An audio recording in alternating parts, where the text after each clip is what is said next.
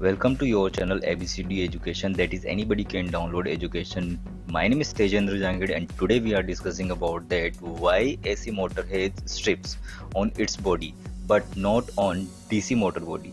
जो AC motor होती है, AC मोटर के ऊपर बहुत सारी धारियां बनी रहती है, बट DC मोटर होती है, DC मोटर के ऊपर धारियां नहीं होती है, वो बिल्कुल प्लेन होती है। क्यों होती है?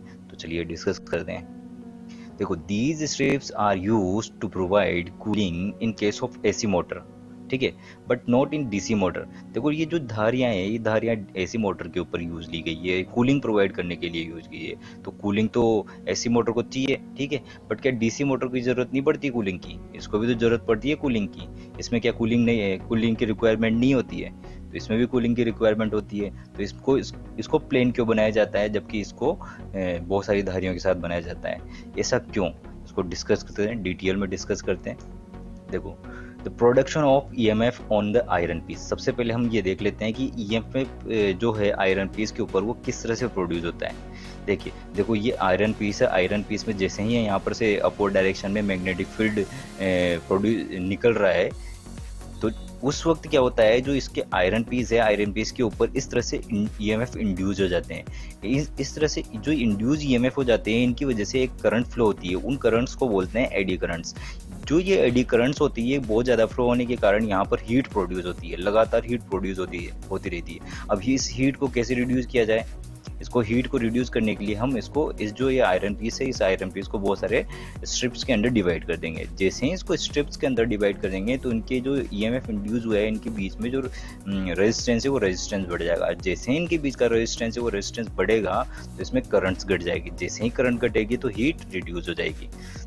Similar this will happen in the transformer. देखो, ट्रांसफॉर्मर क्या होता है कि जो इसकी जो सरफेस होती है, ट्रांसफॉर्मर की कोर होती है, उसके कोर के ऊपर जो ये कोर है, यहाँ पर कोर के ऊपर एक ईएमएफ इंड्यूस हो जाता है।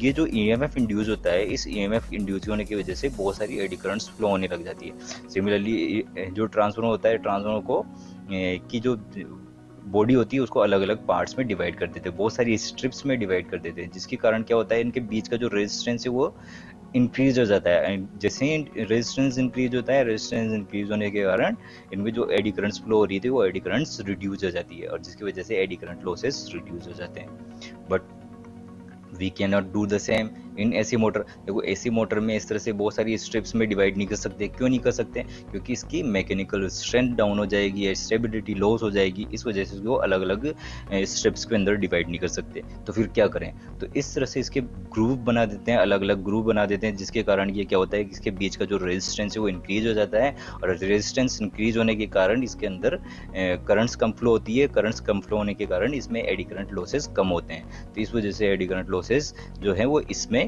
रिड्यूस हो जाते हैं और हीट रिड्यूस हो जाती है। तो इसलिए इसको ऐसी मोटर में यूज लिया जाता है, ठीक है।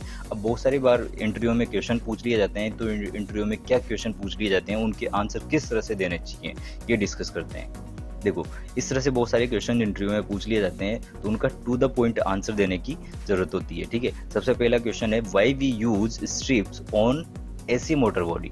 जो एसी मोटर की बॉडी होती है, उसके ऊपर जो स्ट्रिप्स है, वो स्ट्रिप्स क्यों यूज की जाती है? तो इसका सिंपल आंसर है to providing cooling on AC motor body. AC motor की जो बॉडी है, उसको हीट होती रहती है, उसको कूलिंग प्रोवाइड करने के लिए हम इस तरह की धारियां बना देते हैं। सेकंड क्वेश्चन है, why AC motor heated. AC motor heat क्यों हो रहा है? This is due to eddy current losses on it. इसके ऊपर जो बार बार एडी करंट फ्लो हो रही है, उस एडी करंट की फ्लो होने की वजह से इसके अंदर जो एडी करंट के फ्लो होने की वजह से इसमें हीट प्रोड्यूस हो रही है बार बार, ठीक है। Third question, why these strips not used in DC motor. भाई, डीसी मोटर में क्यों यूज नहीं लिए जाते, वो भी देख लेते हैं। Because there is unidirectional magnetic field in stator of DC motor which can't induce EMF on the body of DC motor. Due to this, there is no eddy current formation occur on its body. देखो क्या होता है, जो DC motor होते हैं, DC motor का जो stator है, वो यूनिडायरेक्शन मैग्नेटिक फील्ड प्रोड्यूस करता है, जिसकी वजह से जो उसकी बॉडी है, उसकी बॉडी के ऊपर कोई इंड्यूस ईएमएफ इंड्यूस नहीं होता, ठीक है। जिसकी वजह से उसके अंदर कोई करंट ही फ्लो नहीं होता, एडी करंट ही फ्लो नहीं होता, और एडी करंट फ्लो नहीं होगा तो कोई लॉस भी नहीं होंगे।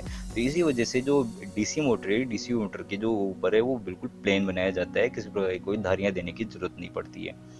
Fourth question, is there any alternating magnetic field in DC motor? DC motor में कोई अल्टरनेटिव मैग्नेटिक फील्ड होता है? बिल्कुल होता है। कहाँ होता है ये देखते हैं।